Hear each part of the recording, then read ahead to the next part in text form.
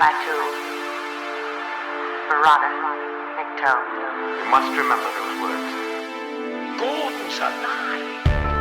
You know what the Turing test is? I know Kung Fu. Dead or alive, you are coming with me.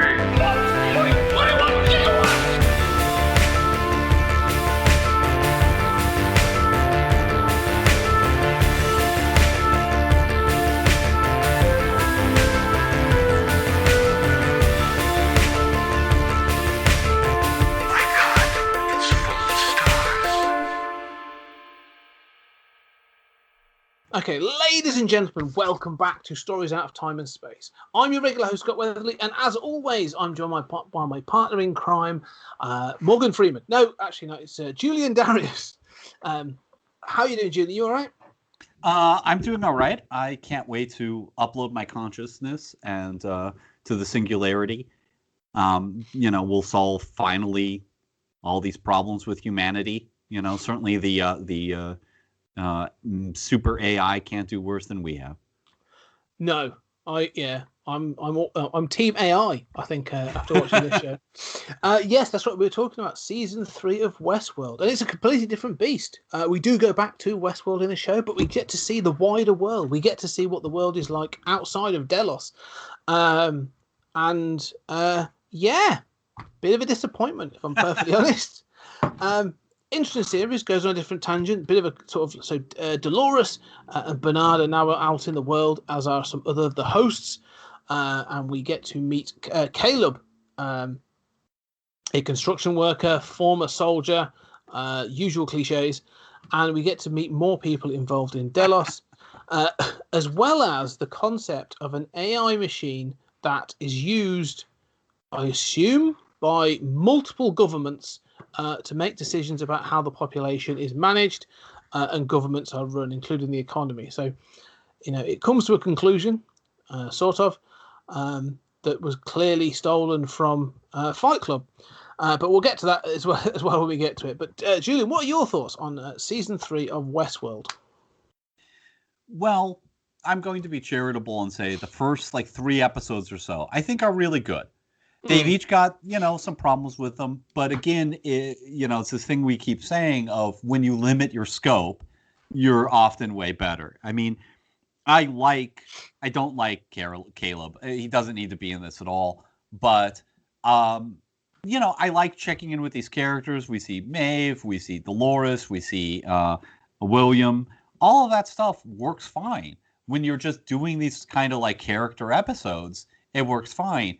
Once you hit, episode 4 out of 8, it starts shifting into, high gear of running the main plot. And it is just all downhill. It is just an abortion of a story. I don't understand why this show keeps inventing new plots instead of following through on what it's already got. I love the super AI. Obviously, the most important thing is that this was stolen from my comic, The Synthetics, where there's a super AI that also is a geodesic dome design. But, I love the super AI concept. I don't know that the world outside of Westworld needs to have one. All of the dumb stuff of free will is back. The mystery of what spheres did Dolores take with her of the CPUs has been resolved in the least interesting way possible. God, I mean, what do you think, Scott? Was this a triumphal return to form for Westworld? Do you know, it's one of those things, and I think with this show, I think I've used it as a description for other things. It's a bit like an abusive relationship. You keep saying, the second season enticed me in and then let me down towards the end. I'm like, oh, all right, fine. But there were some good bits and we talked about that. But with the third series, I watched the trailer before some of the things you get to glimpse. I'm like, no, I'm interested in this. This looks fascinating. What they're going to do here. And then you get in, and as you say, the first couple of episodes, there's some really good stuff. It's clunky, and there's a lot of stuff that really bothers me in the first couple of episodes, but it's still nipping at the tail of a really good idea. And then it just goes to shit. It just falls apart in like every plot thread in this is just. So by the end of this season, I'm just, if anything, I'm just like hate watching, only because we're doing this review. Like I don't think I'd have made it through this season. In fact, I know I didn't. I remember I tried, different bits and pieces. And if I was watching this, I'd have given up probably episode 4. Episode 4 would probably be at the time when I started giving up on this. I mean, one of the things that's interesting is, like you say, you've introduced those characters are coming back, and they're all in different scenarios. I mean, I like Maeve's story. She gets dropped in some really weird scenarios, but Maeve's story is actually quite interesting in the digital war world. Which is cool, right? I mean, Yeah. you get to see another kind of another one of these worlds. Mm. And it makes sense that like they use, they train later on. We find out they train soldiers there. Like I'm all down with that. This is good stuff.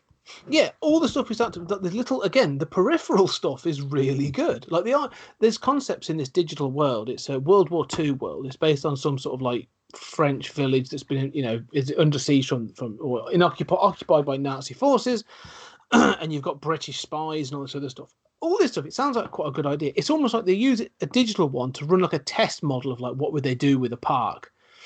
But you find out that not only is Maeve there, the guy, I think it's Lee, is the writer who from the previous season is also there. And so I'm like, okay, that's interesting. And he actually gains awareness that he's a digital character. He realizes he's not physical anymore. And again, a bit like we said with the synthetic humans, this idea of immortality doesn't go crazy. He just sort of deals with it and goes, I'm just going to go sit. I can't get drunk then. I'm just going to go sit in the park. I'm going to go sit in the pub for the rest of existence or whatever. I can make myself invisible. He learns how to do these bits and pieces in this world and just gets on with it. Yeah. But it's I like this bit that this all this stuff in this digital world. Out in the real world, Dolores and her plan, I'm almost speechless at how convoluted again and bafflingly crap it all is. Incoherent, self-contradictory. With season 2 at the end, where characters just change their mind. Every single character in this show, every single main character changes their mind. At the end, right? Maeve is like, I want freedom for myself. I'm mad at Dolores. She's killed, Eschaton by the end. No, she decides, no, Dolores is right in the final episode. I mean, Dolores is a mass murdering psychopath from the beginning, from the end of season 1 on. Secretly, it's all been to help the humans. Oh, go fuck yourself. Go fuck it. It's all to help the humans.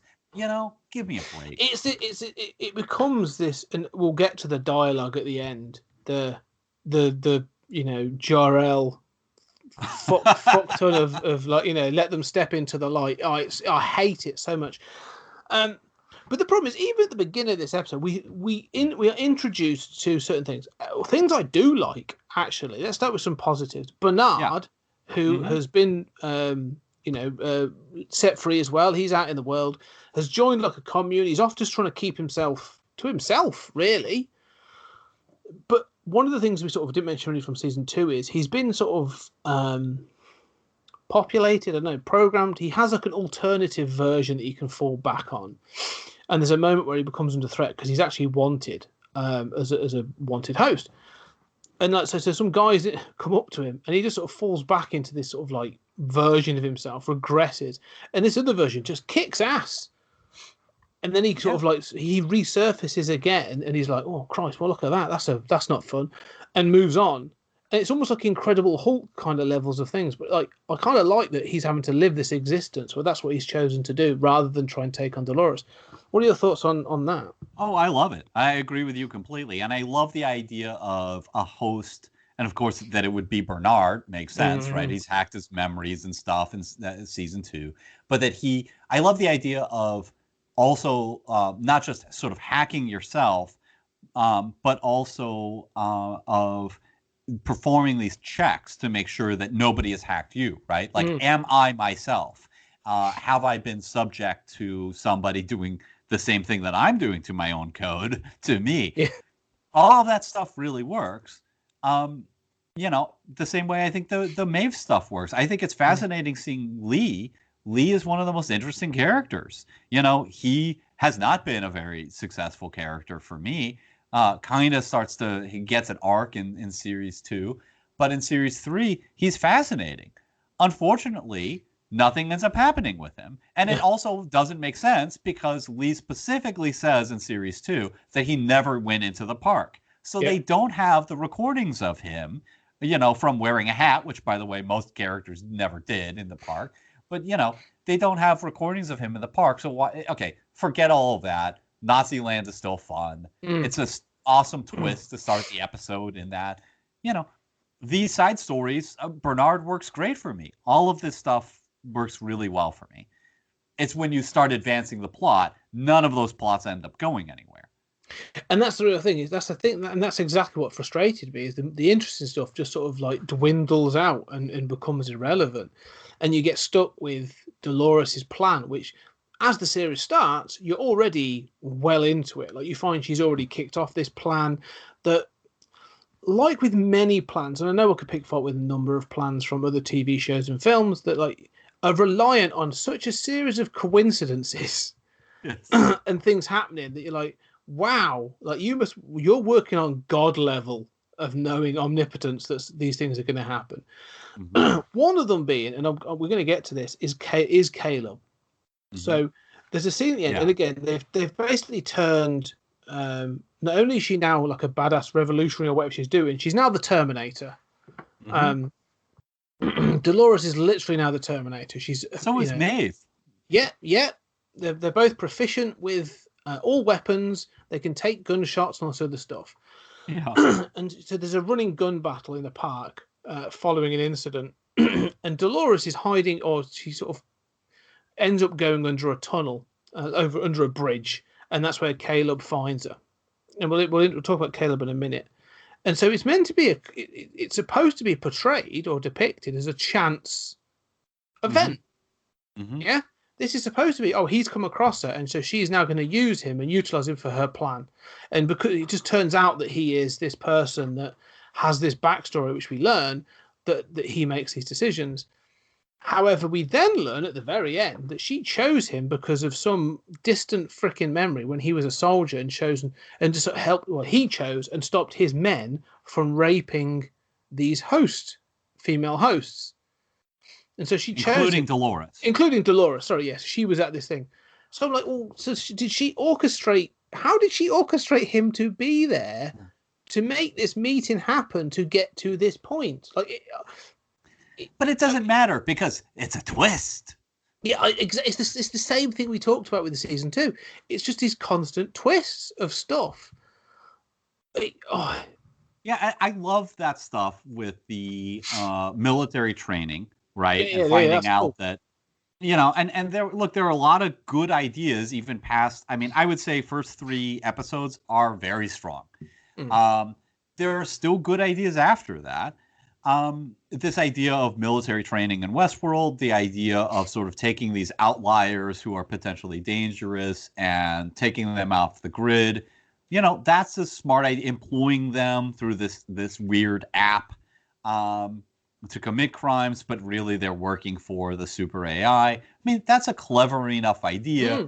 I don't know how many outliers. I mean, there'd be a lot more than this. I don't really believe it. It doesn't really work out, but there's a clever idea there.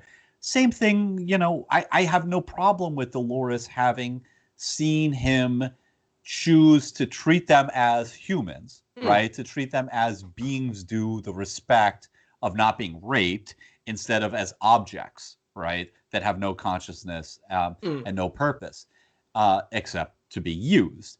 Okay, that works for me fine. But then that undermines the entire point of Caleb, which is that we're told that he has the ability to choose, unlike other humans. God, what does that mean?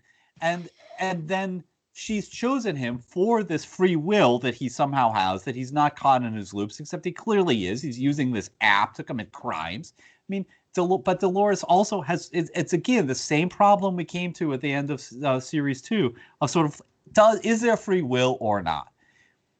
You've chosen him for his ability to have free will. Yet you said no humans have free will. They're just like us. Only we have free will. Only Dolores has free will. Yet Caleb has free will. Yet you've rigged the deck because you already know he's the kind of personality who will buck all of his fellow soldiers and say, we're not going to be like that, right? So you already know what he's going to choose. I love that scene. Lots of good ideas, but again, incoherent in its application.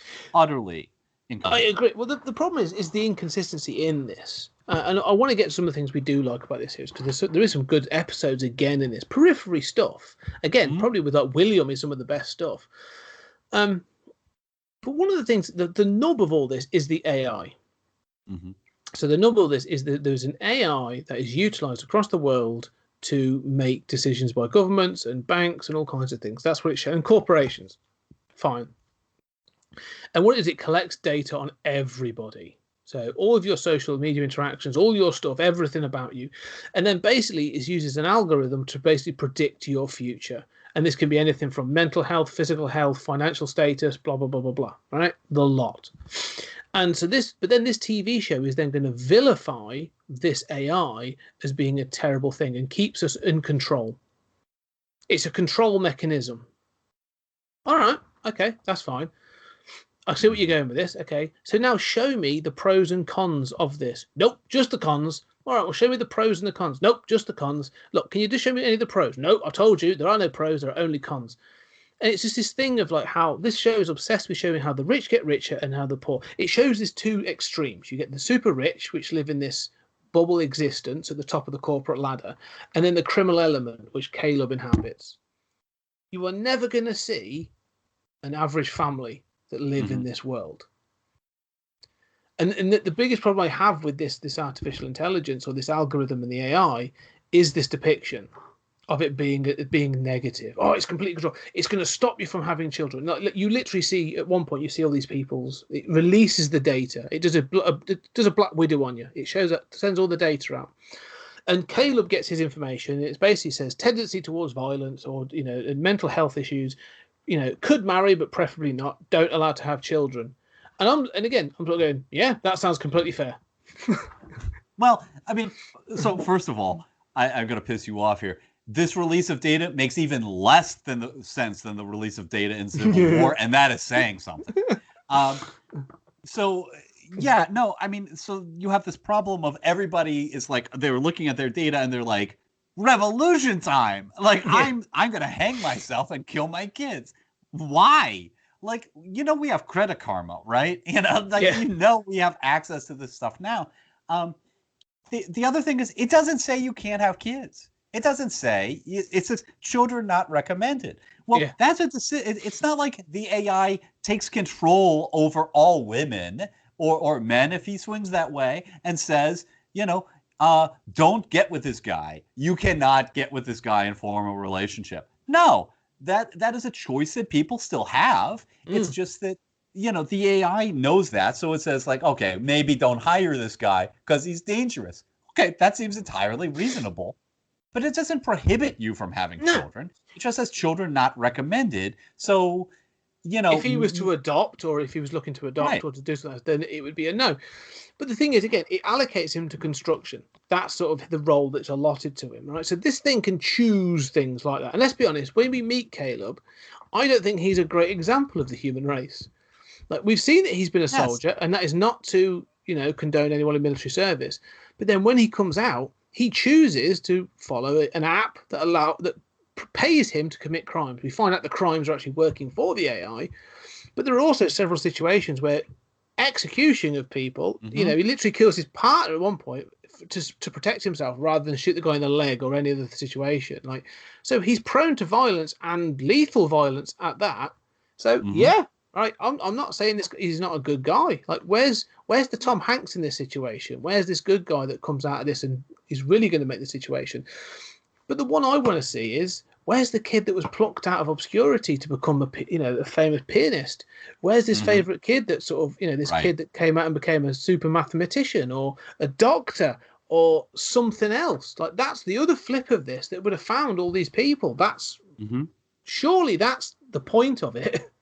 Well, and this gets back to your point of where's the positive, right? And we hear the closest we get to that is the evil French mastermind, as he says, the word before me was chaos, and now I impose order. It's like, really? Well, we're clearly shown that we're approaching a sort of singularity of global catastrophe that the AI is slightly preventing, which again, if you're setting the human race free, Dolores, you are instigating a global catastrophe.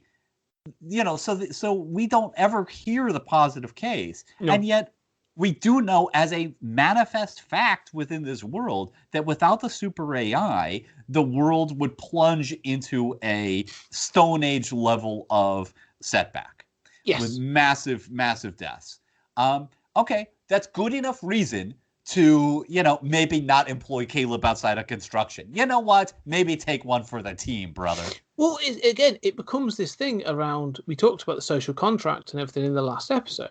And it comes down to that, doesn't it? Sort of like this selfishness, this thing of freedom. Well, all right. And if I'm perfectly honest, this is a very American thing. This idea of an individual's rights, individual freedom versus the greater good.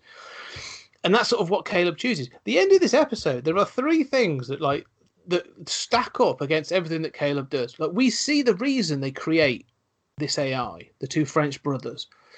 There is a chemical or some sort of nuclear attack on Paris. Paris is destroyed. It's gone. There's even a joke like Maeve says, well, darling, if you're going to take me anywhere, you should really be taking me to Paris. And he said, well, I would do if it was still there.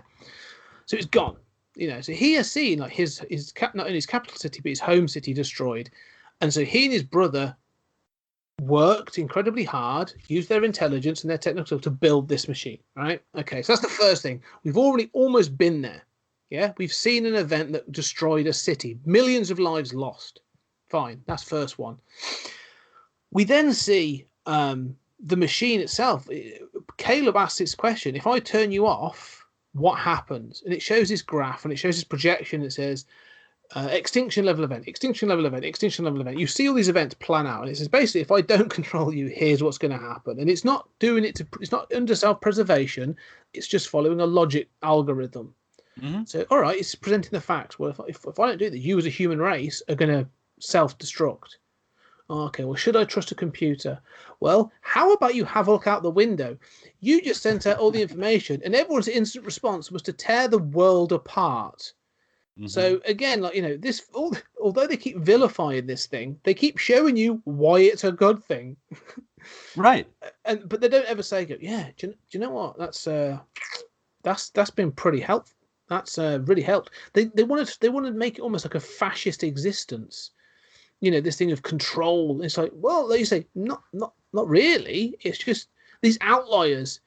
And again, it's this thing about individual rights. Outliers, how evil they are. It's evil to put these people in camps. They try and equate it in some case almost to, they call them camps and stuff. Like, these people are taken away, and they're trying to have this fascist limit to it. And you're like, all right, that's not good. But really? still, because we have these things called prisons. Yeah. Okay. So I mean, you can call them camps. I know it's supposed to be evil, but so they're in like suspended animation. You could have just killed them, right? Yeah. I mean, this isn't. It's not like there's crematoria where you're marching these guys into or something. They're in suspended animation. Okay. So is that worse than what we're doing now? Yeah. So let me put this to you. There will be people that watch this and that will probably side and go, yeah, no, it's disgraceful. You can't just get outliers and keep them in prison. That will also watch Minority Report and be supporting the idea of precognitive crime where you're stopping people. How is that different? Yeah, no, that's true. But I mean, to get to your point of like the problem of sort of narratives where everything that you're supposed to think is heroic and good really isn't. No, and you realize that. I mean, that's part of my problem with like Iron Man. Shut him down. He is a monster. Shut him down. I don't agree with anything they're doing. And I think you're right. There is a kind of like American, like, there are these narratives. Sometimes they're sci-fi narratives. Sometimes they're, I mean, look, we're in the middle of a pandemic, right? Well, there's this sort of like individual rights. You know what? 500,000 deaths is a small price to pay for preserving my liberties. Yeah. The one road we won't go down is, telling me that I can't go out without a mask.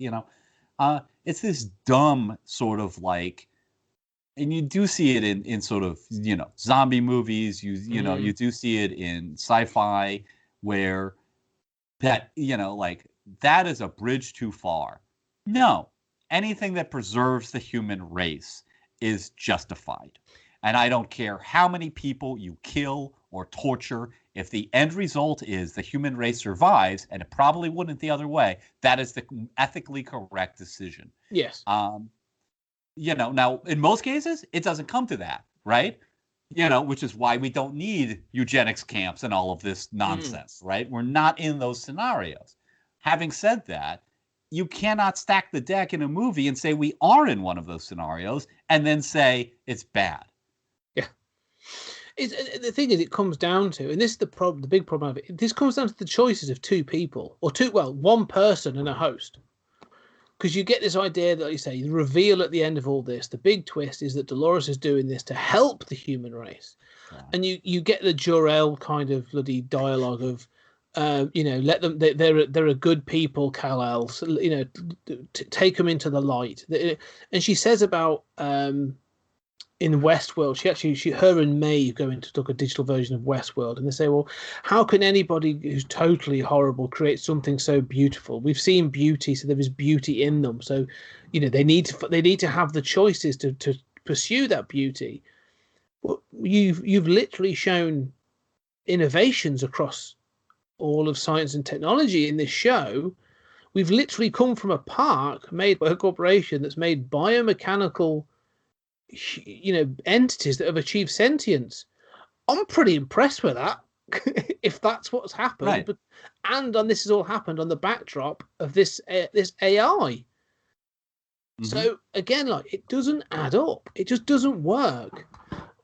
Well, I mean, also she hates humans, right? They allegedly raped and tortured her, right?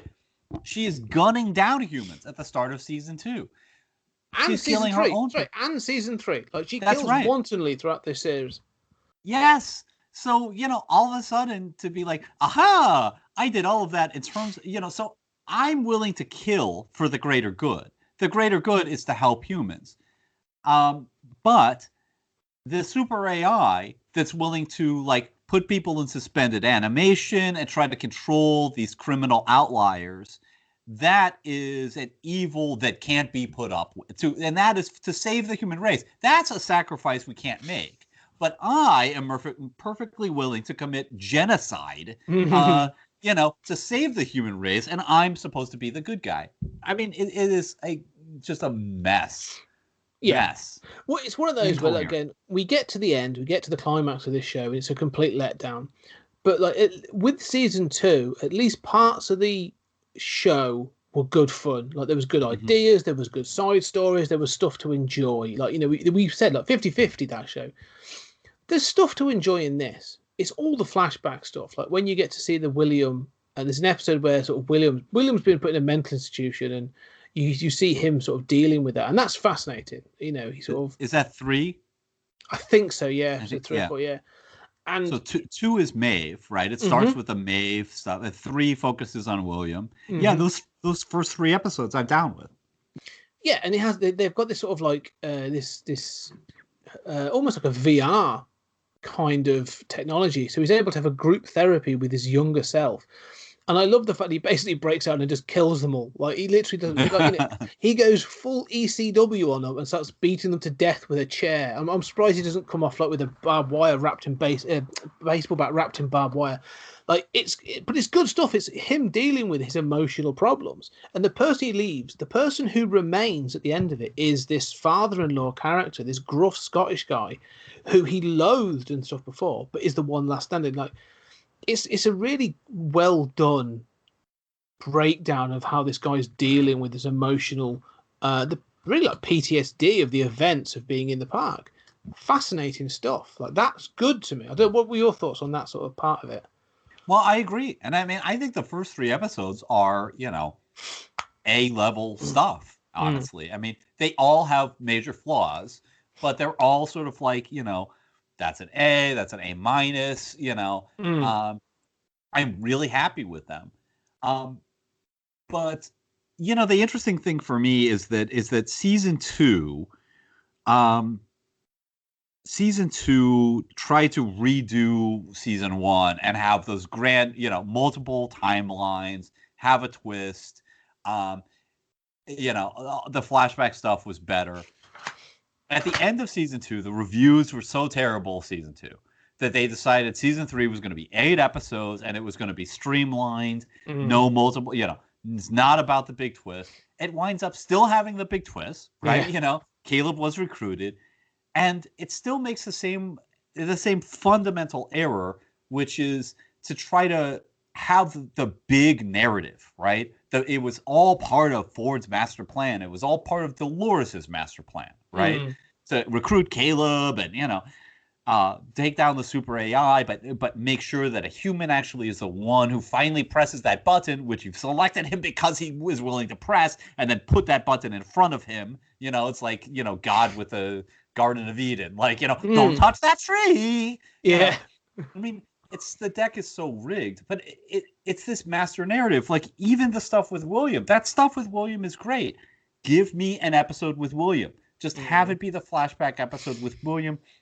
Instead, what we get is that then he's just busted out of prison, does random stuff, and isn't important in the finale.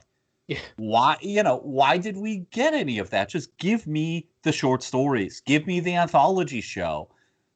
You've made the same mistake that you made in the second season, despite trying to learn from your mistakes. No, I agree. Especially if we use William as an example, one of the key things they try to do is, we talked about those left turns, the sort of like 180 sort of degree decisions that people make. Williams is the only one that seems to make sense in some cases. So they've portrayed him in some daft ways if they've gone through it. But this thing of when he comes out of the institution and all this other stuff, and now he's like, he sees what's going on, and his is like, I've been through all this other crap. I've dealt with that. Now I'm literally going to go out and I'm going to save the world. And it's almost like, I'm going to go and take all these hosts that I now and now the Doloreses that are out there. It still feeds into this ego that we know he's had since season 1. He wants to be the savior. He wants the adventure. He's doing it because it's the adventure. Like, all these things he does still seem to feed into him being this savior and all this, having this grand adventure. So that, to me, all makes sense. He's one of the most interesting characters across all the series. Again, because it's played by Ed Harris, and I think he's great, so I think that helps.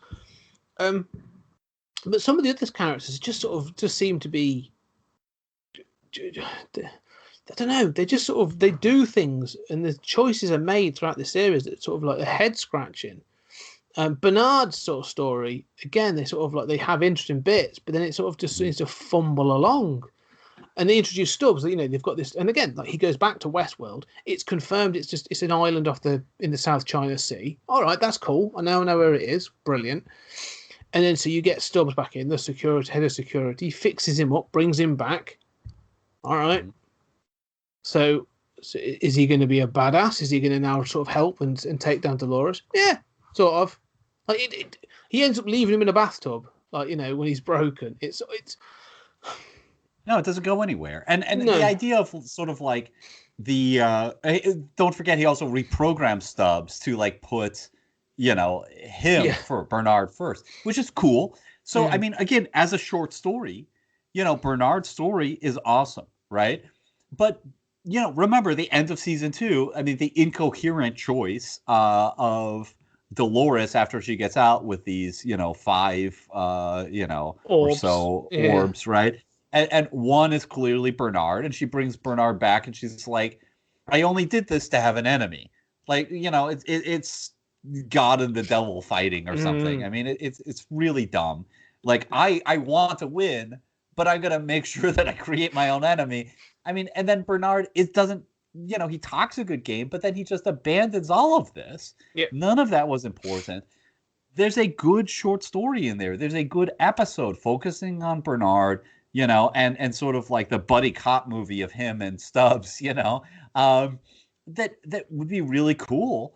And we kind of get that spaced out over multiple episodes, but it just fizzles out. It just goes nowhere. And that's sort of the problem. Because again, there's mysteries that they've set up. Like I say, there's orbs.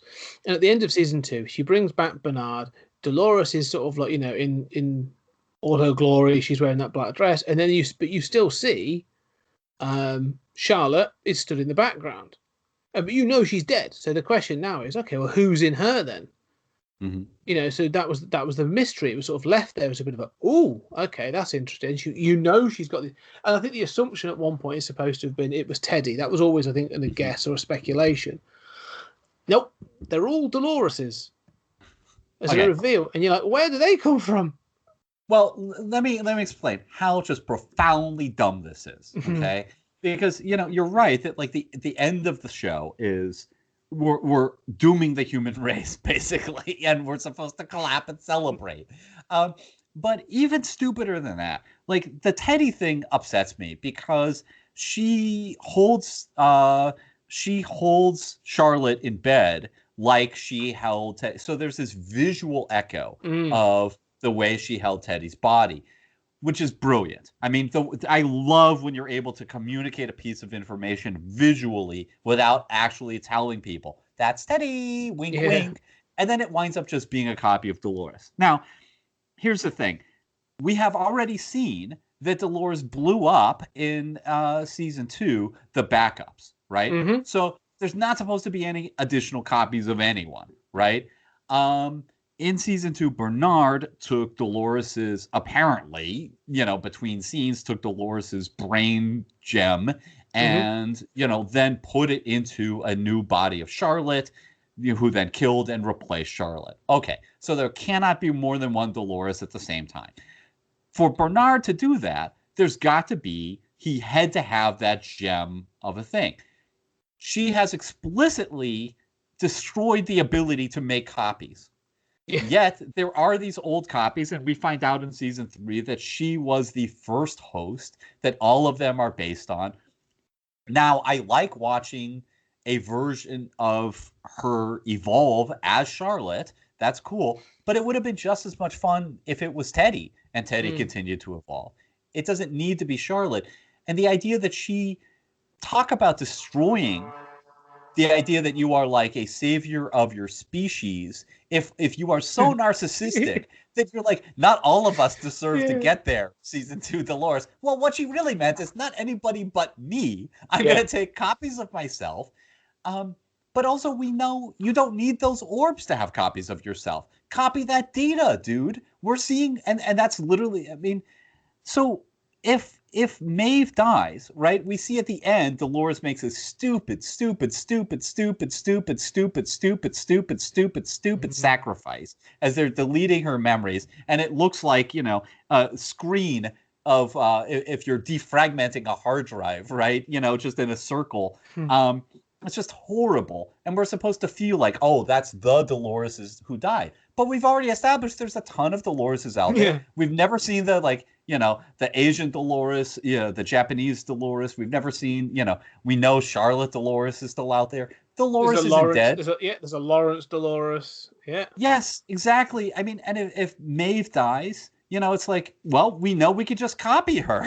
There's no sense of stakes, no sense of death, literally nothing. I mean, you manage to have the sacrifice of your main character, and it means less than nothing. And you just watch it thinking, you guys have already explained why this is irrelevant. You know that, right? Yeah. No, they don't. They really don't. It's because it's having the Evan Rachel Wood. That's it. You've seen her, aren't you? That's the point. Again, it's that thing of like you've seen the main actress commit the sacrifice. But if you've got any sort of nous about you going, all right, so this whole thing will be taken up by the next person or the next Dolores in line. Like we've seen this in other films. Like you create cells. This one goes down, the next one picks up the mantle and carries on. Like, so that's the story, surely. Like, that's what I'm expecting. Yeah, it's terrible. Absolutely terrible.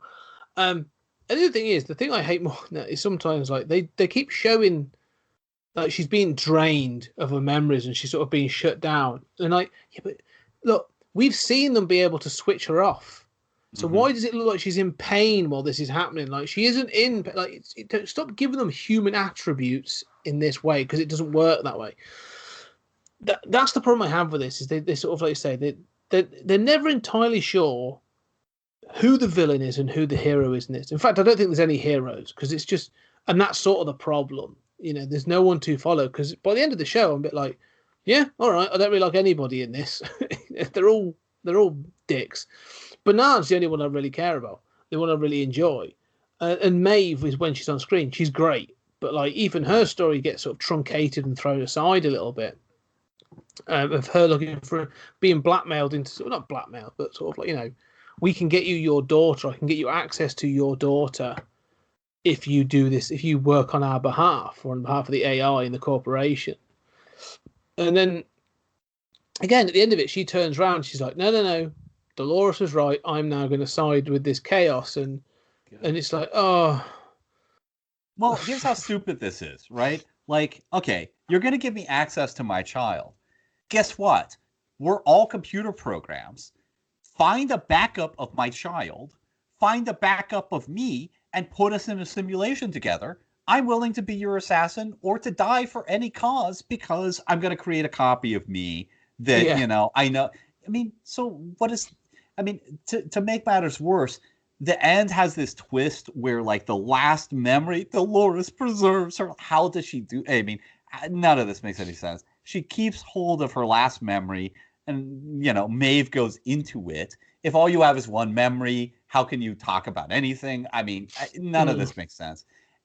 But don't forget, in that last memory is a hidden virus that gets uploaded to the super AI. Okay, so that's another twist. Yet another twist. It's a twist. But because of that, nothing in the plot makes any sense. Episode 1, Dolores says, you know, I'm going to break into the super AI. Oh, no, you got me. You're ripping my memories apart. Oh, no. Yeah. Guess what? My last memory had a virus. Bam, I won. End of entire show. There's no... Why were you shooting anybody? Why did you recruit Caleb?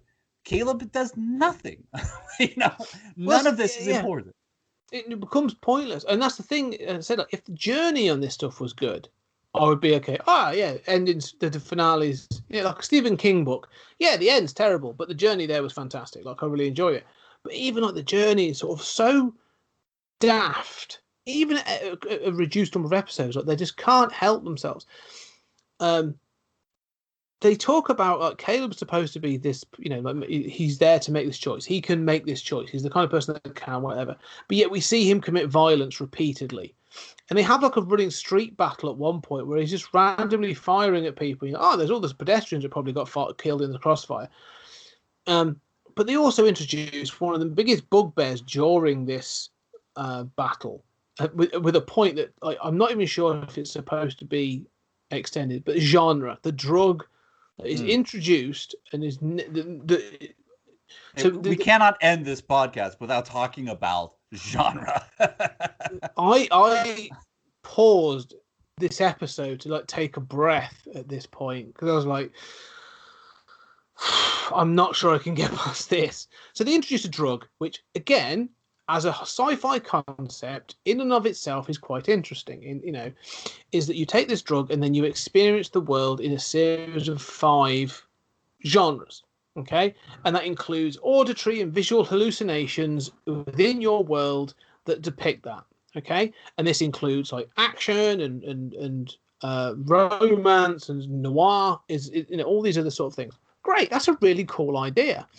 If the film or the show you're watching is about living in the world of drug addiction and detectives or something like that, it has no place. It's literally an idea that someone's come up with and they've gone, that's a good idea, let's put that in. And then he gets stuck with it, takes it during a gun battle. And so there's a bit where he's leaning out, shooting things, and they're playing Ride of the Valkyries, which is a terrible action or war song. Like, I get you're trying to compare it to, like,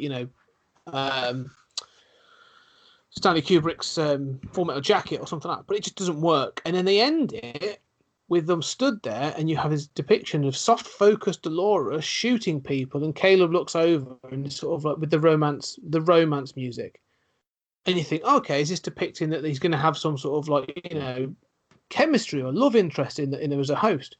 Nope. Is this scene going to pay off in any way? Nope. Could it have just been a normal run and gun battle? Yep. And would it have changed anything? Nope. It's so infuriating that if you're going to do something interesting with this, do something interesting. Yes. Well, and this perfectly epitomizes the problem of this show and of this season, right? Because, I mean, I'm exactly with you. Genre is a great idea on its own, right?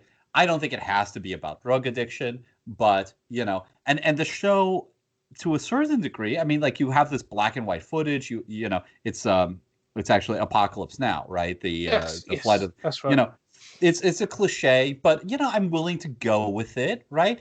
And you keep thinking, like, all right, where is this going? You know, it has nothing to, it's just an idea. It's just a cool idea. Throw it in their kitchen sink, right? And at the end, Caleb stone cold murders somebody on a beach. And you're like, how much of this episode has been a hallucination? Is, you know, clearly like that he's just crossed the line, right? The show wants you to know he's crossed the line. Does episodes 5 through 8 know that he crossed the line? No, absolutely not. Yeah. Genre, you know, and you get this, like, it does feel very much like a film student, kind of like student film, you know, like, we're going to cut to black and white, and, you know, and you're not going to know what's real. Like, okay, you do know you're in a longer narrative, right? You know, I don't know. It's this, that's an idea. How does that connect with anything else? And then genre just disappears. There's no effect of any of this. Yeah. It's a bit like that with throughout this show. I mean, that you say about ideas, and it's almost like some of the departments aren't talking to each other. They're like, we're doing this, so do this with the editing. All right, and they'll do something with the editing. Add some music. We want some music that meets these genres. Oh, okay, let me just flick through this file here and see what we've got. Like, it's completely detached from what is actually trying to go on. And if it was then going to say something about the moment or this idea and it was going to be addressed, then I'd be like, okay, it's an access point for something, a bigger idea. But the fact it's never comes back to anything just infuriates me. But it's the same as the protests at the end. Yes. You know, there's these protests at the end. Like, the world's gone to shit. We've had this information. And again, like, talking about the cons, the pros and cons, first, before we get to the protests, you see the information that people have been sent. Like, people get this, a pop-up comes up on their phone or device, and they get to see things. And you see, like, some smug-looking twat on a train, and he's sort of like, you know, basically, like, prone to this, prone to that. People laugh behind his back. You know, no one trusts him. It's like, oh, that's negative. And then another one, you see another one sort of like likely to get diabetes in the next 5 years, or prone to, to Alzheimer's. And you get all this stuff. At no point is anyone put their hand up and gone like, hey, check this. I'm good. Apparently everyone likes me. I'm lovely. Like, there's no one with positive information. It's all based on the negative again. And that's infuriates me. I really hate the fact that, like, it leads to people committing suicide. It leads to people sort of like overreact, like literally running into the streets and tearing things down. And I'm like, it just seems like such an overreaction. And then it leads to a protest. Now, the protest I can understand because you know this information has been held about you at a corporation, but we all know because it's explained early on, that's not a surprise because everyone knows about this AI. Mm-hmm. Everyone's aware of it. It's not a shock. It's not a big secret that's about to come out. It's just the fact that this information has now been sent to you to tell you what it's doing with that information. It shouldn't be a shock. Mm-hmm. But then they say about in the protest, there's banners that say things like, don't put us in a box. I'm not a this. I'm not a that. And it's just sort of like, well, wait, no, you are. You right? are. Yeah. Right. Like I one of those boxes is like, I'm married. Yeah. We have data on you based on, you know, your politics, based, you know, what do you think I mean, no, this is supposed to be like big data, right? You know, what do you think Facebook has on you now? What do you think Google has on you now, right? We all know this. We've all heard the stories of people getting, crib ads in the mail before they know that they're pregnant, right? Because just crunching them, it's not that magic has been done. It's just crunching those numbers, right? Giving what you like. Look, you're watching like Honey Boo Boo and, you're 16 and, you're of a certain political stripe, a certain socioeconomic background. Odds are pretty good you're going to get pregnant within the next year. Maybe that's 50%, but it's enough to send you crib ads, okay? There's no magic here. People who are overweight, most people in my family are overweight. They all know, maybe not my dad because he's self-delusional, but, they all know they're at higher risk for heart disease, diabetes, et cetera, et cetera. Yep. I suffer from depression. I know that, I could gauge in any given year of my life what the odds are of me killing myself in the next 10 years, right? Of just having a bad day, things are not going well. Maybe I have health problems. Maybe I have, issues or whatever, and I spiral out. That's something I've dealt with my whole life. Now, thank God, so to speak, I am doing better than I have, but if I saw something that said, likely to wander into the woods and put a shotgun in his mouth, that's the most likely form of death, right? And within 15 years, I'd say, oh, well, I've always known that's a possibility. I never thought that is the most obvious way, come to think of it, right? Which it's not, okay, this is hypothetical. But I'd say, oh, well, I got to take my mental health a little more seriously. Because, because I've always known that, I know I'm depressed. I know that's something I got to avoid. And my loved ones know that. We have conversations like, you promised to call me, if you ever get there. This is a common thing in people's lives. None of these things are a shock. And your response should be, oh, I'm going to get diabetes? Maybe I need to stop eating candy. Maybe I need to, take my mental health a little more seriously to lower the odds of that happening. In no form should somebody be like, you know what? I'm fat and I eat tons of candy every day. Yeah. I'm angry at you for telling me so. I'm a depressed fuck. How dare you say that I'm depressed? That's the problem with the information that's shared, is like none of it should be a shock. Exactly. If I was to get through, like you say, likely to get diabetes, suffer from heart disease or something by the age of whatever, I'd be a bit like, look in the mirror and go, yeah, shit, yeah, I've been trying to do something about it, but now you've confronted me with that information. Do you know what? You're right. I've got to start doing something about it. Like, it shouldn't be. If anything, this information should be sent out already. Yes. And we have a, look, there are some countries, especially in Europe, right, that are focusing on privacy laws and right to see some of this information. Wouldn't that be great? Yeah. I literally sat down this afternoon and filled out a census. The UK census was the deadline's tomorrow, but I've filled it in. It's been filled in. So I'm literally giving information about myself and our family and our household to the government. And like you say, how many times have I sort of filled in information online for a purchase, or just cookie information, or I'm not daft. I know that Alexa's sat in the background listening to every bleeding thing I say. So no wonder, Amazon ads that pop up and you're thinking, hang on a minute. It's so out of touch, this thing of all people protesting. If you're living in the 21st century or in the 2021 and you don't know that these big companies have got data on you, then I'm sorry, to let you know, they do. But the funny thing that makes me laugh even more is the ones that say, I don't fit into a box. And then more and more in society at the moment, no, we are creating more boxes. Yeah, there's boxes, facilitate diversity. I'm gay, I'm lesbian, I'm trans, I'm this, I'm that, whatever it is that your box you fit into, wonderful. You've got, you can find your niche, you can find your identity. That's part of the thing. It's still a fucking box. Right. Yes, absolutely. Absolutely. Amen. And, maybe it's good. I mean, this is also like the idea of the spontaneous protest, right? It's also like the sort of like V for Vendetta thing. Like, yes. Oh, you mean you blew up a building? Oh, it never occurred to me before. Like we could fight this government. Like really? Yeah. I mean, this big data thing. The reality is, people would be looking at their cell phones and being like, "Oh, some of this isn't complimentary. Well, do I get free shipping? You know, I mean, like, do I get to use a social media platform for free? Oh, well, all right then. That's the reality is we all give up this data willingly. Yeah. I think what makes me laugh more about this is, like I say, it's not complimentary, is the instant response if everyone takes offense. And we know that happens. Everyone takes offense at everything at the moment. We're a very sensitive world at the moment for a number of reasons.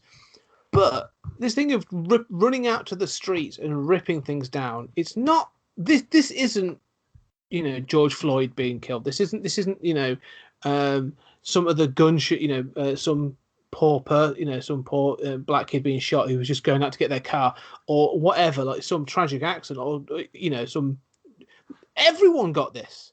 Mm-hmm. And it's what makes me feel like everyone, this is this thing about the negative again. Like, I want to go and see the family again that sat around the dinner room table and was going like, all right, well, there you go. Carries on with dinner. But it's just this, I don't know. It just, you have to fit into this extreme for this series to work. There's also a subtle way in which, and I think you touched on it, in which those narratives of sudden spontaneous protest and sudden spontaneous irrational protest are fundamentally illiberal, which is, you mentioned George Floyd, you mentioned Black Lives Matter. We have programmed ourselves through fiction with this idea of the mob and the mob just take it to the streets and destroying stuff. It's like, no, first of all, Black Lives Matter has never done that, right? These, people who take advantage, in a lot of cases, it's organized crime, who take advantage of protests and unrest, to hit the Macy's or something, or, that's not Black Lives Matter, okay? But we have this idea of like, it's sold to us, right? Those people are fundamentally irrational and they're going to protest over nothing and just smash windows. No, first of all, that's not what they're doing. Secondly, they're not irrational. This is a legitimate protest, which I've been a part of. Okay.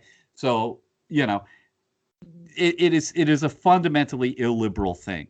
The other thing is to get at what you were saying about what about the positives?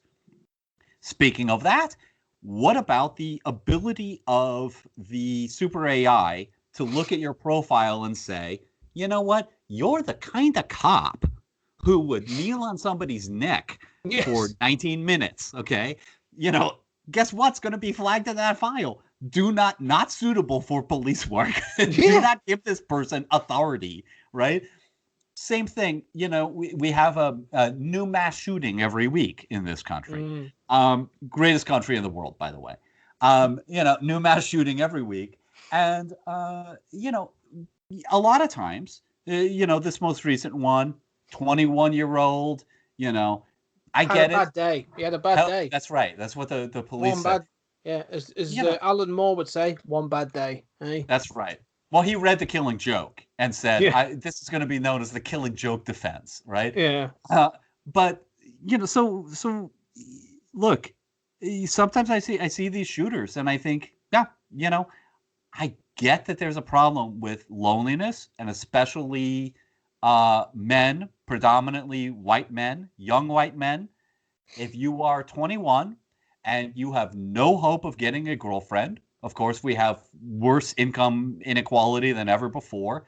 You're poor. You think I can't get a girlfriend. All of the images on TV are of, Bruce Wayne driving, Lamborghinis, right? And you say, that's what success is. I never have that. I have no hope of ever owning a house. I'm 21. These are supposed to be, based on what I see in the media, the years where I get drunk and get laid and, and I have no hope of ever having a girlfriend, let alone a wife, let alone a family, of ever feeling like I am participating in the American dream. And, when you're that age, especially as a man, men are, more prone to violence. When we're not happy, we are dangerous. When we really feel hopeless, we are dangerous. Not all men, okay? But, this is part of how we evolve. and also how we're conditioned by the media. A lot of men share those demographics. Wouldn't it be great if we had a super AI that was able to parse all of that history? His parents were worried about him and say, you know what?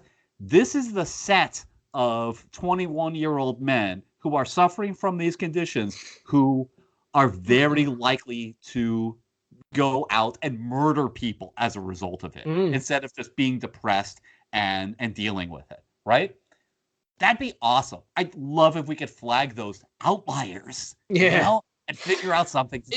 It's about what to do with them. Again, like, you know, recently we had I can't remember her name, Everard, the woman that was attacked, and she was murdered, and her body was found and stuff, and it's found out that, you know, again, a policewoman and the police has been arrested for the attack.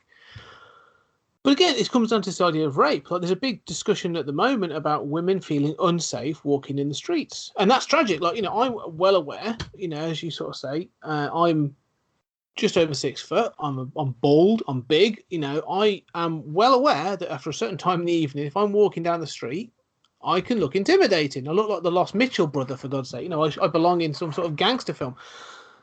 But I know I'm not going to do anything. You know, usually because I'm too in my own head, you know, debating the rights and wrong of WestWorld or something like that. But the astrophysics of Ghostbusters. Yes, exactly. Yeah. And if I do stop a young woman on the street, it's usually to sort of say, "What are your thoughts on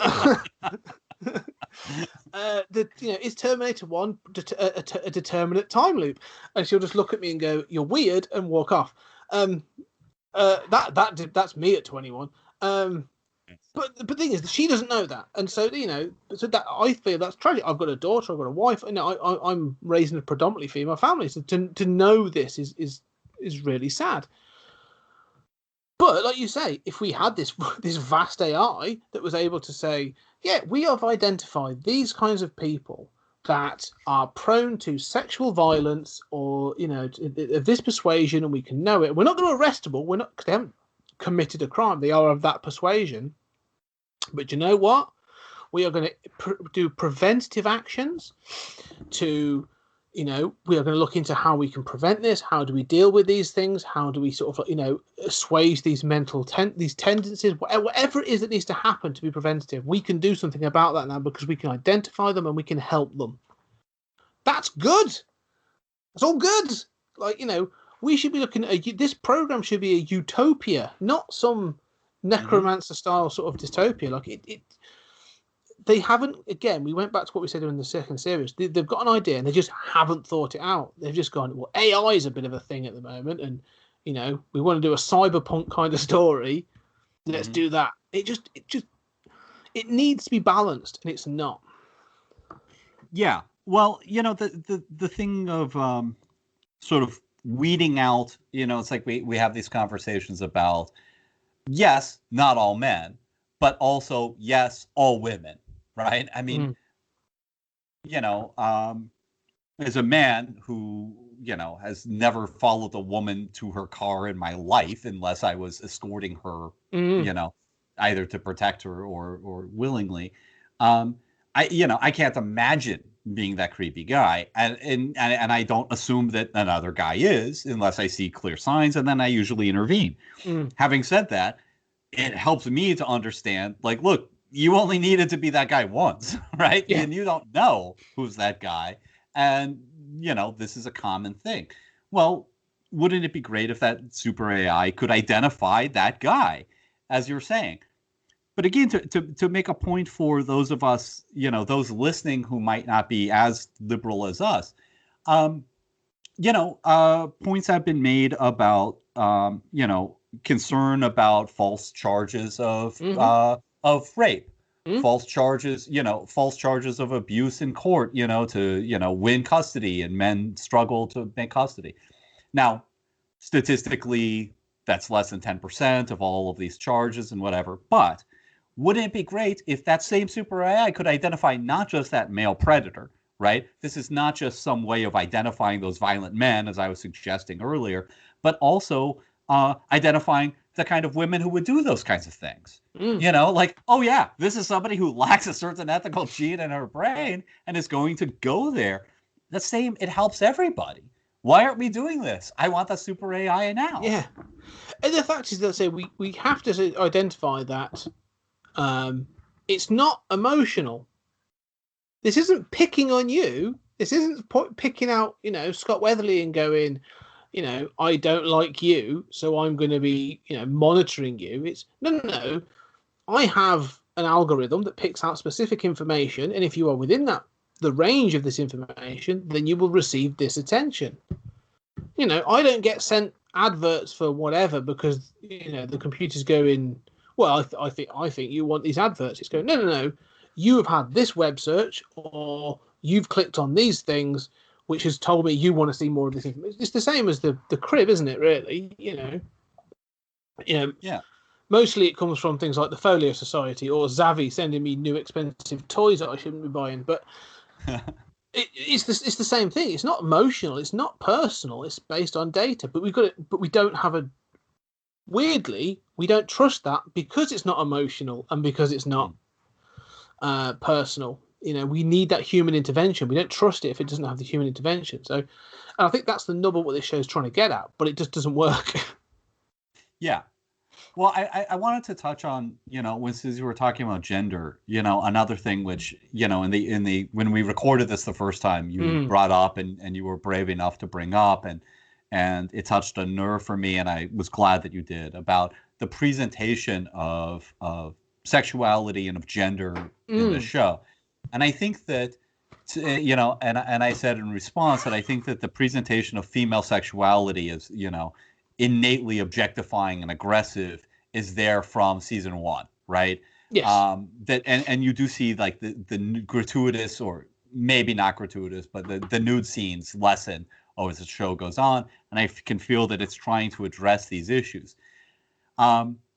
Just before you get the point to make though is that in this show, all the villain characters, or all the depicted, or at least the ones to be beaten, are all male.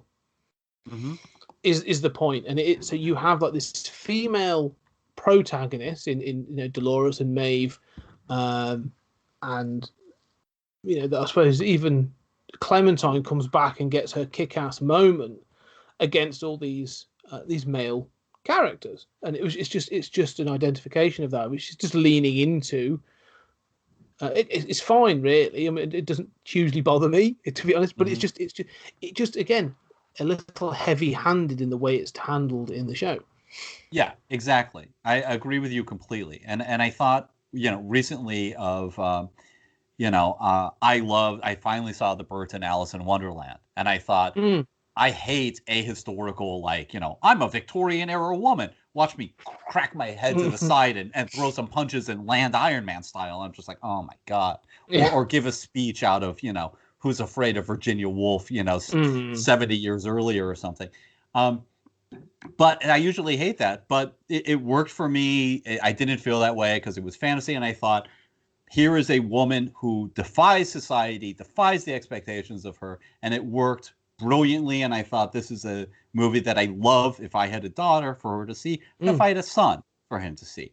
On the other hand, you have that heavy-handedness of, like we mentioned, Captain Marvel, of the climax where it's like, I'm just a girl, as she's punching people and flying around with superpowers. No, you're not just a girl. You kind of hit the lottery. Yeah.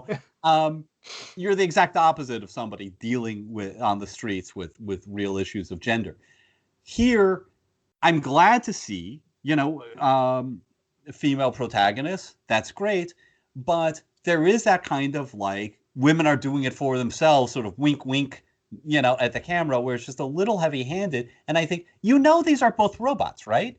And they're fighting to destroy our world. It's not clear at all that any of them are good guys. It's not like I'm going to look to these robots and go like, that's, what? When I grow up, I'm going to be a robot who tries to destroy the world. Yeah. What is being said here? Yeah, again, it comes at this sort of thing of like, they want to show that Maeve is maternal. Like, it's all about her getting to her daughter. And so, that's great because, again, it's trying to show that maternity, and then it'll show her balancing that out by then, being given the potential of finding that by being kick-ass. Like, I don't know where she gets all the skills from. You know, she's like the Matrix. Whoa, I know kung fu. You know, it's that sort of moment.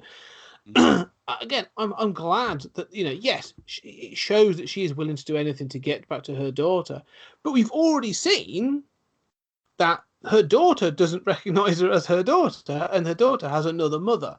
Mm-hmm. So again, I'm still in this problem, especially now that we've seen there's been able to be duplicates Mm-hmm. of like, so she's going to go and do what to this other mother? Is she going to go and kill this other mother to then brainwash the child and take her back? Presumably not, but presumably she's going to be like, "Hey, you want to have a second mom? I am now going to intrude on your utopia and say I have memories that I wish to impose on your family." Yeah. And again, it goes back to this thing of like the individual's rights. It is my right to have that daughter, not to say, well, she seems happy and actually she's now in this utopian thing, so I'm going to sacrifice my happiness so that she can be happy and take a step back.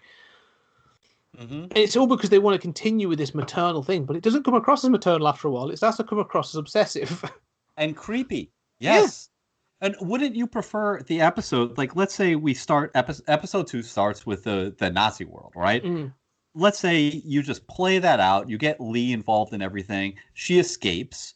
And for the rest of the episode, you have her basically building her own VR playground, her own, you know, alternate reality, you know, playground in which she has cloned the code for her daughter, cloned the code, and she's just got clone after clone after clone of her daughter. And none of those relationships are working because the daughter doesn't. You know, she's trying to roll back the code to a version that recognizes her as a mom. And none of, you know, it's be careful what you wish for. And we watch an iterative kind of process like that until at the end, Maeve is like, what am I about now? Like, I went back into WestWorld for the... And that could be the last we see of Maeve, for all I care. That would have been a great episode. Much better than her having ninja fights on the cities, you know, with Dolores and changing her mind at the end. Yeah, it's again, it's this thing of like they haven't thought it through. I love that idea. If anything, this idea of, or even that she does clone a copy of the daughter, this duplication, but then comes to the conclusion that it's a clone. She, you know, because she's become sentient, she's now lived these experiences and can't deal with the fact that it's a replica. You know, so, and then has to close it down into the heartbreakingness of shutting that down and saying, you know, no, I have to move on. And understanding she has a new destiny. Like, give her some agency in that, in that decision. It's just, it's that thing of saying, like you say, saying, you know, we want to be feminist, we want to show these strong female characters, but we're going to show they're being strong by making them kick-ass. No, right. Give them agency to actually fulfill or to actually guide their own destiny, not this garbage that you're trying to force on us by the end of this show. Yeah, and you know, I think it's that kind of like making them kick ass on paper. So much of this is, you know, this is the Zack Snyder thing, right? Like on paper, these are good ideas, right? Like on paper, the women are kicking ass, the female characters are kicking ass, and they decide the fate of the world. Okay. That sounds very empowering, except they're evil, they're incoherent. None, you know, they lose all semblance of actually being characters that I could identify with or care about. So, you know, okay, so great. You've got a Cypher who happens to be a woman who decides, I mean, okay, I wouldn't be, you know, any more or less upset if it was a man, I guess. I mean, at least it's a woman, at least there's a point you're making there, but you can't forget narrative in the interest of, you know, just saying, hey, on paper, we're doing something cool. And that's what it comes down to. A lot of this third series is a collection of ideas that they've just sort of thrown together to create a plot, but without really thinking it through. They've done that. You know, the writer's room just patted itself on the back and gone, look, whoa, we've got AI in here, and we've got this, we've got that. You know, it sounds great. None of it has been thought through, and none of it is sort of added to a wider world.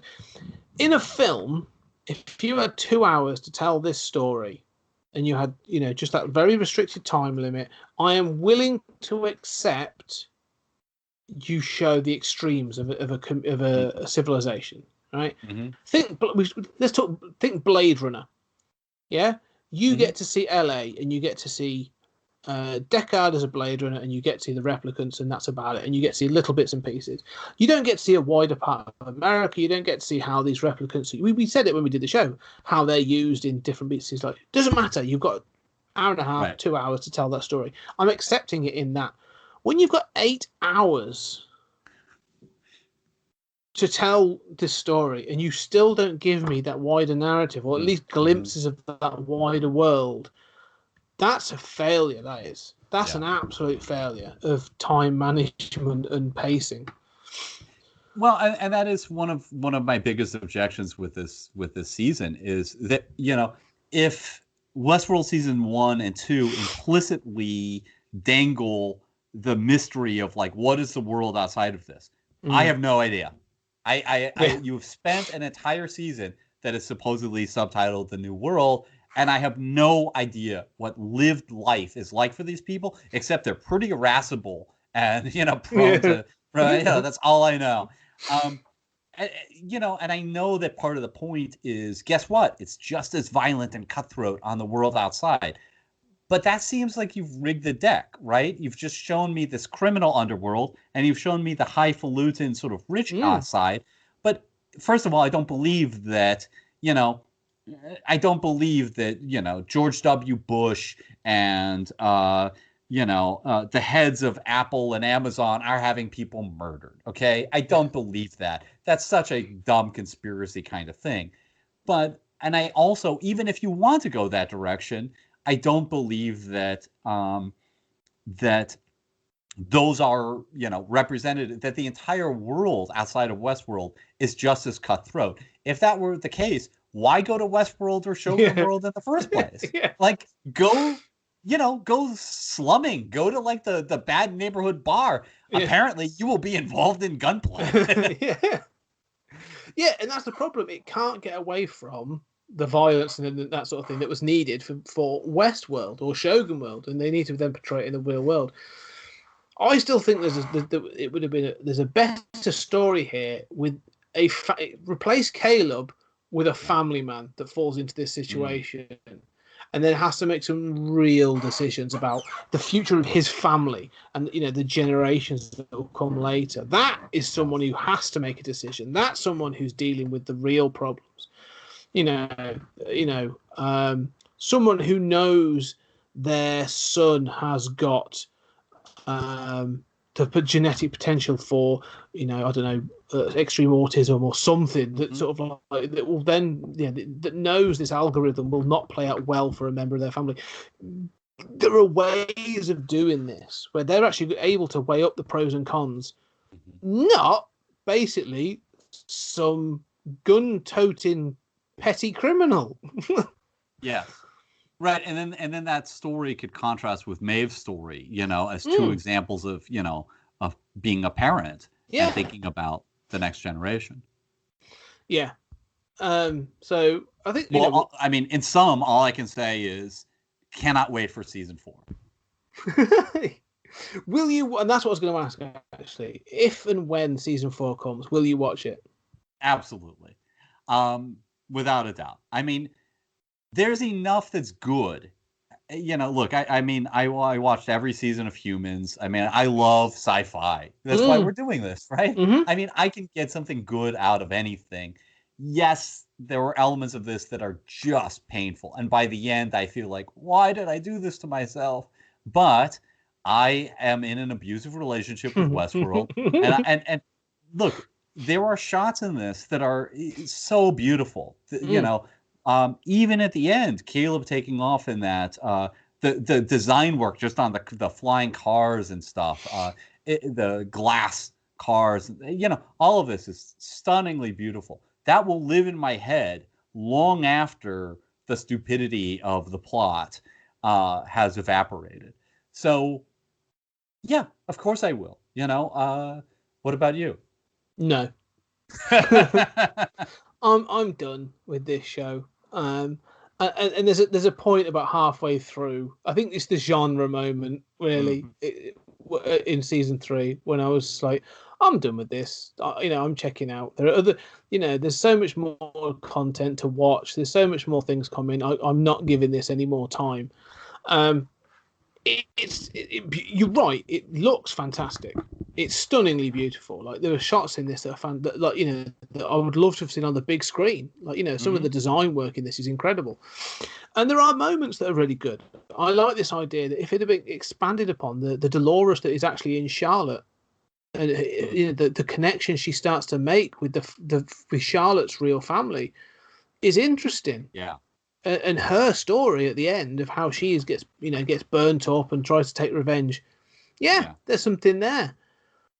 But unfortunately, it's burnt me so much that I'm just like, I don't care enough. And do you know what really like put it over the edge for me is when at the very end they walk out and you get the Fight Club ending. Yeah. And the fact that they're recycling pretty much almost like a replica of a shot of a film from 1999, I'm just like, I'm out. This show has got nothing new to show me. So yeah, I turned to my friend I was watching with and said, "Cue Pixies music." Yeah. It's a real shame because this, going back to season 1, this show started out so well, and there's such promise with this idea, and they just is it Jonathan Nolan that's written all this? Yeah, and Lisa Joy, right? Yes, so Jonathan and Lisa Joy. They clearly have some fantastic ideas. There are some concepts throughout all of this. And ambition. Great. Yeah. Look, these plot lines, you and I don't want them to go for these grand narratives, and they fail at the grand narratives, but they're willing to go for some pretty ambitious stuff. Yeah, and don't get me wrong. Like, they're swinging for the fences. They're missing more than they're hitting. But I'd also say some of the dialogue and some of the stuff they do with the smaller moments or some of the side stories, like, in season 1, there are moments that are fantastic. I think the development of Teddy is really good. In season 2, some of the moments when she manipulates Teddy to then get reprogrammed and his suicide and some of the stuff with the Man in Black and the whole episode with the Native American, like, their writing is strong, like, really strong. It's unfortunate that, like, they just can't bring it to a close. And the same with season 3. There's some good stuff in there, but unfortunately, it's almost like they're now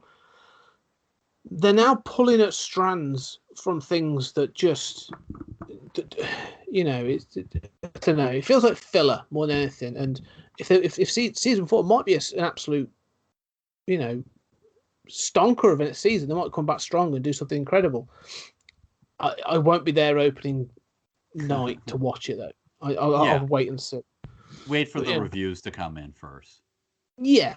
Well, even then, people were giving Wonder Woman 84 a big, impressive reviews, and then I watched it. So, well, all I saw were negative. But reviews are hit or miss. Yeah, themselves. and roundabouts.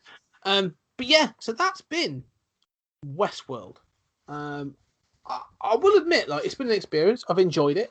The film's good. I'll go back. I'll go back and watch the film again as a bit of a sort of a time capsule of 70s sci-fi and stuff. But yeah, we're moving on. I love this show. I mean, this show is a dumpster fire in a lot of ways, especially by the end. And it is. But it's a dumpster fire where, the thing is, like, as a writer, as a creative writer,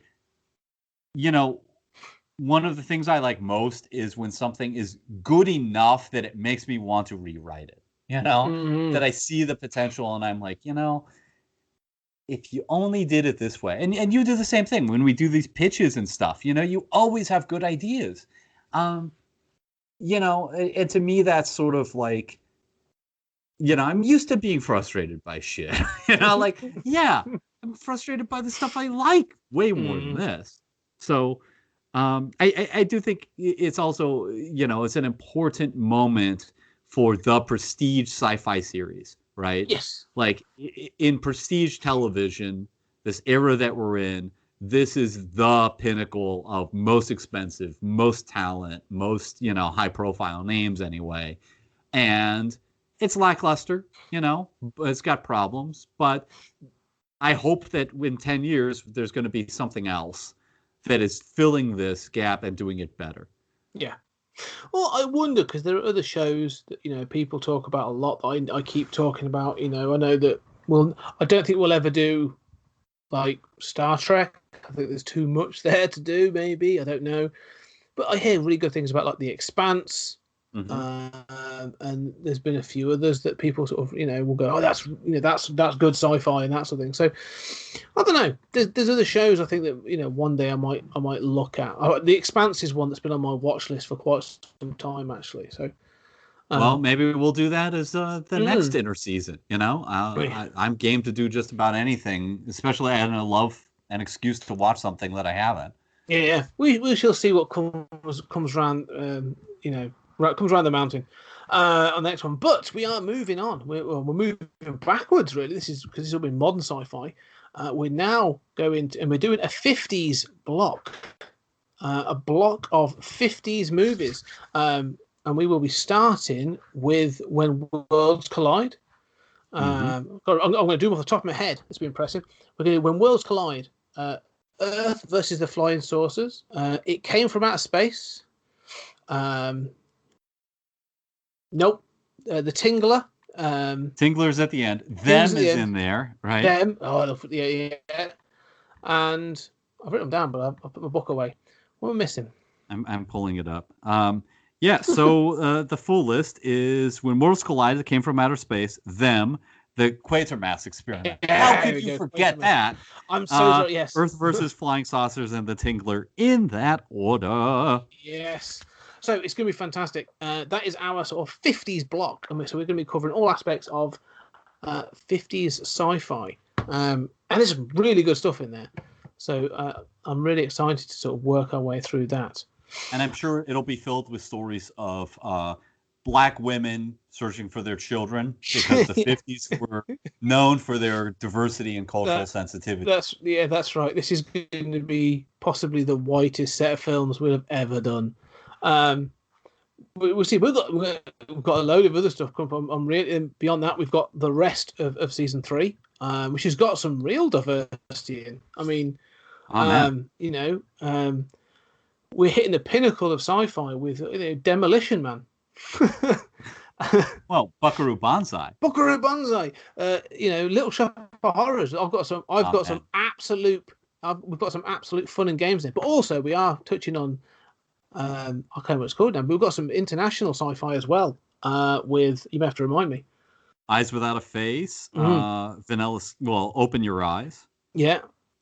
So, and also The Man Who Fell to Earth, which a bit of David Bowie. So we've got everything. This season is. I'll tell you what. This is probably the first series was diverse. We did some interesting stuff, but I think season 3 is all over the place in a wonderful way. I mean, I am definitely interested to see how this season goes. There's going to be so much weird stuff that we're going to be touching on. And for those that follow along and watch along with us, I'm looking forward to seeing what people feedback on. Feedback on WestWorld, because we really have gone to town. Especially, I've gone to town on this season. So, let us know what you think. Do you agree, or do you think we've been overly harsh on this series? Find us at PodTimeSpace on Twitter. And or leave us a review on your favorite podcast catcher and let us know how wonderful we are. Amen. But for this episode, that's been it. Julian, thank you very much, as always. Until next time. Yeah. And we get into the next episode.